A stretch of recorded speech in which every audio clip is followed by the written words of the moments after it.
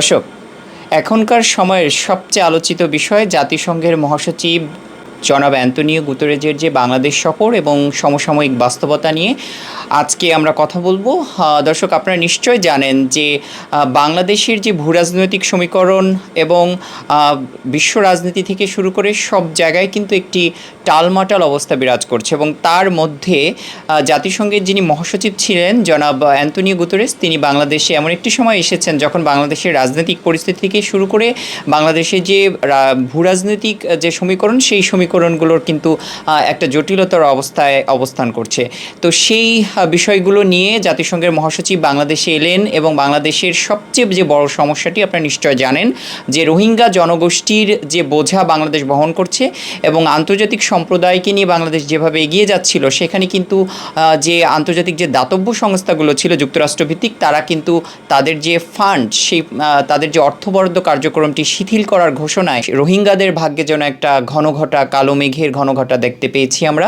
তো তারই প্রেক্ষাপটে জাতিসংঘের মহাসচিব বাংলাদেশে আসলেন এবং তিনি রোহিঙ্গা ক্যাম্প সফর করলেন। এই যে সমসাময়িক ঘটনা, জাতিসংঘের মহাসচিবের যে বাংলাদেশ সফর, সেই সফরটিকে কেন্দ্র করে প্রাপ্তি অপ্রাপ্তির সব কিছু নিয়ে কথা বলবো। আর আজকে আমাদের সাথে কথা বলার জন্য আমাদের সাথে যুক্ত হয়েছেন একজন কূটনীতিক বিশ্লেষক এবং একই সাথে তিনি ব্রিটিশ সংবাদ মাধ্যম দ্য ডিজলিং ডনের ব্যুরো চিফ জনাব এ.কে.এম. সায়েদাত হোসেন আমাদের সাথে যুক্ত রয়েছেন।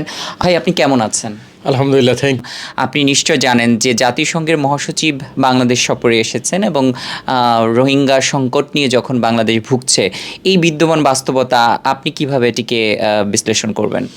এটা খুবই একটা তাৎপর্যপূর্ণ সফর ছিল, কারণ এটা যখন গ্লোবাল ক্রাইসিস, এখন একটা গ্লোবাল ক্রাইসিস চলতেছে সারা বিশ্বে, Ukraine Russia war, Palestine war, Syria war, সব কিছু নিয়ে একটা টালমাটাল অবস্থা। এই মুহূর্তে রোহিঙ্গা বিষয়টি একটু ধামাচাপা পড়ে গেছিলো। জনাব অ্যান্তোনিও গুতেরেজের এই সফরটা এই রোহিঙ্গা বিষয়টিকে আবার তুলে আনবে, কারণ বিশ্বে পশ্চিমা বিশ্বের জনমত একটি গুরুত্বপূর্ণ বিষয়। অ্যান্তোনিও গুতেরেসের এই সফরে যে বার্তাটা দিয়েছেন, এই বিষয়টা ভুলে যাক, অন্যান্য বিষয়ের মতো বা হারিয়ে যাক, এটা তিনি চান না। তিনি 2018 সালেও বাংলাদেশ সফর করেছিলেন, তিনি সরাসরি কক্সবাজার গেছিলেন। এটা তার দ্বিতীয় সফর। তার রোহিঙ্গাদের প্রতি একটি বিশেষ ধরনের তার সহানুভূতি আছে এবং কাজ করে, সেই জন্য তিনি আবার সফরে এসেছেন। জনাব গুতেরেস যখন বিভিন্ন দেশে সফরে যান, তিনি সাধারণত আধা বেলা বা একদিনের বেশি সময় দেন না। তিনি বাংলাদেশে এবার 3 দিন সময় দিয়েছেন এবং বাংলাদেশ সরকার, বর্তমান সরকার সর্বোচ্চ ক্যাটাগরির যে টানা 7ম বারের মতো বেস্ট টিস্যু পেপার ব্র্যান্ড হিসেবে স্বীকৃতি পেয়েছে বসুন্ধরা টিস্যু। নিরাপত্তা ব্যবস্থা ভিভিআইপি প্রোটোকলের ব্যবস্থা করেছেন এবং জনাব অ্যান্তোনিও গুতেরেস 1 লক্ষ রোহিঙ্গাদের সাথে সেখানে ইফতারি করেছেন। এর মাধ্যমে যে বার্তাটা দিয়েছেন, রোহিঙ্গাদের ব্যাপারটা আবার উঠে আসবে।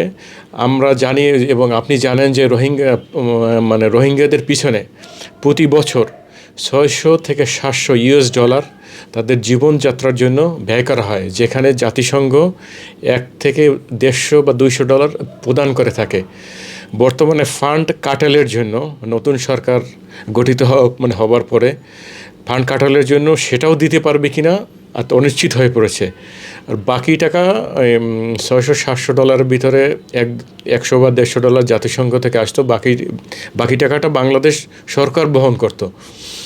এবং তারা যে জ্বালানিটা ইউজ করে এখানে, তাদের খাদ্যদ্রব্য, বন থেকে কাঠ, আদার অ্যাক্টিভিটিস, এইটা আপনি যোগ করলে প্রায় 1000 বা 1200 ডলার ছাড়িয়ে যাবে।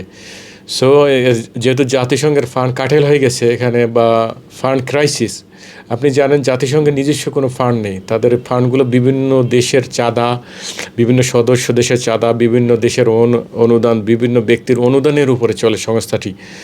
সো এখানে কিভাবে চলবে একটা বিশাল একটা ক্রাইসিস, এটা কীভাবে ওভারকাম করা যায়। সো অ্যান্তোনিও গুতেরেজের সফরের মাধ্যমে তিনি যে ভয়েস রেজ করেছেন, এর মাধ্যমে বিশ্বে সবার সাথে তার যে মানবিক আবেদনটা সবার সামনে চলে আসবে।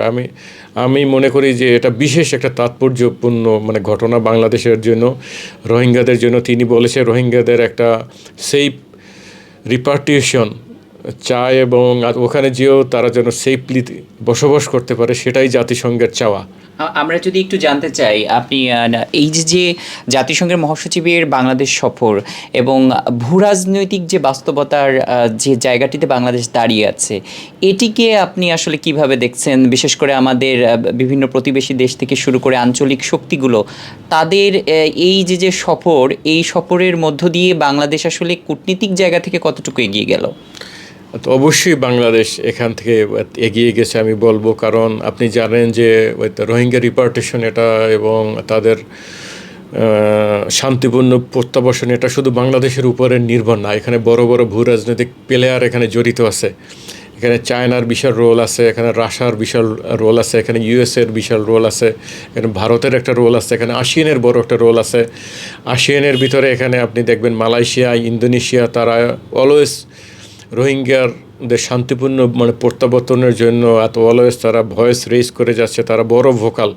এবং বাংলাদেশে নিযুক্ত মালয়েশিয়ার রাষ্ট্রদূত তিনি মানে পুরো স্বেচ্ছার এটা নিয়ে, এবং এখানে ইউএসএরও মানে বড় একটা ভূমিকা আছে, তারাও সবসময় চাপ প্রয়োগ করে যাচ্ছে। কিন্তু চায়না বাংলাদেশের বাণিজ্যিক পার্টনার হলেও তারা এই ক্ষেত্রে খুবই কৌশলী। আপনি জানেন যে মালাক্কা প্রণালী থেকে চায়নার তাদের যে সাপ্লাই চেইনের যে তাদের যে অয়েল যেটা ইম্পোর্ট করা হয় মিডল ইস্ট থেকে, সেটা 80% মালাক্কা প্রণালী থেকে চায়নার দিকে আপনার প্রবাহিত হয়। সো মালাক্কা প্রণালী চায়নার জন্য খুবই একটা গুরুত্বপূর্ণ এলাকা এবং স্ট্র্যাটেজিক পয়েন্ট। এখানে চায়না চাচ্ছে যদি কোনো কারণে যদি মালাক্কা প্রণালী ব্লক হয়ে যায় বা কোনো যদি প্রতিবন্ধকতা সৃষ্টি হয়, চায়না চাচ্ছে অল্টারনেটিভ একটা চ্যানেল চালু রাখতে। সেই জন্য তারা মিয়ানমারের এই অঞ্চলে রোহিঙ্গা পিপলদেরকে এখান থেকে অন্যত্র সরিয়ে নিয়ে চায়না চাচ্ছে সেখানে একটা হাব করতে এবং পাইপলাইনের মাধ্যমে সরাসরি তেল প্রবাহটা যেন চায়নার দিকে চলে যেতে পারে। তাদের একটা উদ্দেশ্য আছে এখানে। সো চায়নার উদ্দেশ্য তারা ক্লিয়ার করতেছে না। এখানে চায়না যদি সক্রিয় ভূমিকায় এখানে আসতো বা সামরিক রোহিঙ্গা জান্তাদের উপরে যদি চাপ প্রয়োগ করতো, তাহলে অনেক ক্ষেত্রে এটা এগিয়ে যেত। এখানে রাশিয়া বাংলাদেশের অন্যতম একটা মানে পার্টনার, এখানে তারা রূপপুরে নিউক্লিয়ার প্ল্যান্ট তৈরি করতেছে, বড় একটা বাণিজ্যিক পার্টনার। কিন্তু আমরা রাশিয়ার কাছ থেকেও সেরকম কোনো সাড়া পাচ্ছি না। এবার যদি একটু আমাদের দেশীয় জায়গা থেকে এটিকে দেখার চেষ্টা করি, জাতিসংঘের মহাসচিব বাংলাদেশে আসলেন, অন্তর্বর্তী সরকারের যে তাদের যে কূটনীতিক তৎপরতা, আমি বলবো যে তাদের তৎপরতায় তিনি বাংলাদেশে এসেছেন, যেহেতু এটি একটি রাষ্ট্রীয়ভাবে সফরগুলো দেখা হয়ে থাকে। তো এই যে বাস্তবতা, দেশের সমসাময়িক পরিস্থিতি, সব কিছু মিলিয়ে জাতিসংঘের মহাসচিবের যে বাংলাদেশ সফর এবং বর্তমান যে অন্তর্বর্তী সরকারের সফলতা কতটুকু দেখছেন আপনি? অবশ্যই তারা এক্ষেত্রে সফল বলবো, কারণ তারা জাতিসংঘের মহাসচিবকে আহ্বান নিয়ে এসেছেন। এই যে গ্লোবাল ক্রাইসিসের ক্ষেত্রে লোকজনের চোখ বা কনসেন্ট্রেশন অন্যদিকে চলে গেছে, আবার রোহিঙ্গাদের দিকে এটা আসবে। এটা জাতিসংঘ এটা বড় একটা সমর্থক, ওআইসিও এটার বড় একটা সমর্থক, ইউএসএ বড় একটা সমর্থক রোহিঙ্গা রিপার্টিশনের জন্য, সেফ রিপার্টিশন। এবং ইউএনএইচসিআর এখানে কাজ করতে আছে, আরও মানে বিভিন্ন সংস্থা এখানে কাজ করতেছে, তারা বড় একটা সমর্থক। আপনি কি মনে করেন যে এই জাতিসংঘের মহাসচিবের সফরের মধ্য দিয়ে রোহিঙ্গা জনগোষ্ঠীকে রিপার্টিশনের ক্ষেত্রে বা তাদের প্রত্যাবাসনের ক্ষেত্রে আসলে আমাদের যে সরকারের যে প্রচেষ্টা এবং আন্তর্জাতিক মহলের যে প্রচেষ্টা আসলে কতখানি এগিয়ে গেল? এটা তো অবশ্যই এগিয়ে থাকবে, বাট রাতারাতি সলভ হবে না বা সমস্যার সমাধান হবে না, বাট এগিয়ে থাকবে। এখানে বাংলাদেশ এখানে যদি জান্তা সরকারের উপরে যদি চাপ সৃষ্টি করা যায়, জনমত গঠন করা যায়, কারণ আপনি জানেন যে পশ্চিমা বিশ্বে জনমত অনেক গুরুত্বপূর্ণ একটা ব্যাপার। যদি জনমত গঠন করা যায়, তাহলে একদিন না একদিন রোহিঙ্গা রিপার্টিশন হবে, তারা তাদের ভূমিতে ফিরে যেতে পারবে, তাদের অধিকার ফিরে পাবে। এখানে মায়ানমার গভর্নমেন্ট তারা রোহিঙ্গাদেরকে মিয়ানমারের নাগরিক হিসেবে স্বীকার করছে না, বাট তারা তো ঐতিহাসিকভাবে তারা তো মিয়ানমারেরই নাগরিক, তাদের জন্ম সেখানে, তারা বেড়ে আসছে সেখানে, তাদের মৌলিক অধিকারগুলো তারা মানে পাচ্ছে না সেখানে। তাদের যে একটা আইডেন্টি কার্ড সেটা তারা পাচ্ছে না, তারা দিতে অস্বীকৃতি জানাচ্ছে জান্তা সরকার। জাতিসংঘের মহাসচিব আমরা দেখলাম যে তিনি যে 4 দিন সফরে এসেছিলেন এবং সেই 4 কর্মব্যস্ততার দিনগুলো কেটেছে এবং সেখানে তিনি একদম শেষ লগ্নে বা শেষ সময়ে এসে তিনি বাংলাদেশে জাতিসংঘের একটি ঢাকাস্থ কার্যালয় তিনি এখানে উদ্বোধন করে গিয়েছেন। আসলে জাতিসংঘের যে কার্যালয় উদ্বোধনের মধ্য দিয়ে আসলে জাতিসংঘ বাংলাদেশে তাদের কার্যক্রম বৃদ্ধি করতে চাচ্ছে, না আসলে এই বিষয়টি যদি একটু আমাদেরকে জানাতেন। আসলে তাদের কার্যালয় হয়তো আগেই ছিল, আগে হয়তো ভাড়াভিত্তিক ছিল, এখন তারা স্থায়ী কার্যালয়ে গেছে। স্থায়ী কার্যালয়ে যাওয়ার ফলে হয়তো অবশ্যই তাদের কার্যক্রম বৃদ্ধি পাবে, তারা স্বাচ্ছন্দ্য বোধ করবে এখানে। আরও জাতিসংঘের মহাসচিব আরও বলে গেছেন যে এটা আরও কীভাবে ইফেক্টিভ এবং ইফিসিয়েন্ট করা যায় তাদের কার্যক্রম, সেইটা অবশ্যই একটা ভূমিকা থাকবে আমি মনে করি। দর্শক, আমাদের সাথে যুক্ত ছিলেন কূটনীতিক বিশ্লেষক এবং তিনি একজন কলামিস্ট বলবো, এবং ব্রিটিশ গণমাধ্যম দ্য ডেজলিং ডনের ব্যুরো চিফ জনাব এম সায়েদাদ। আপনাকে আমাদের সাথে যুক্ত হওয়ার জন্য অনেক ধন্যবাদ জানাচ্ছি। এবং দর্শক, আপনারা নিশ্চয় জানেন যে জাতিসংঘের মহাসচিবের বাংলাদেশ সফর এবং সেই সফরকে কেন্দ্র করে এই সফর থেকে আসলে বাংলাদেশ কতখানি পেল, আন্তর্জাতিক বিশ্বে বাংলাদেশের অবস্থান কতটুকু সমুন্নত থাকলো এবং একই সাথে বাংলাদেশ যে সমস্যাটি মুখোমুখি হয়েছে, আপনারা নিশ্চয় জানেন যে রোহিঙ্গা জনগোষ্ঠীকে নিয়ে সেই সমস্যার কতটুকু লাঘব হওয়ার দিকে এগিয়ে গেল, সেটি নিয়ে আমরা আলোচনা করলাম। আর সকলকে ধন্যবাদ জানিয়ে এখানে বিদায় নিচ্ছি।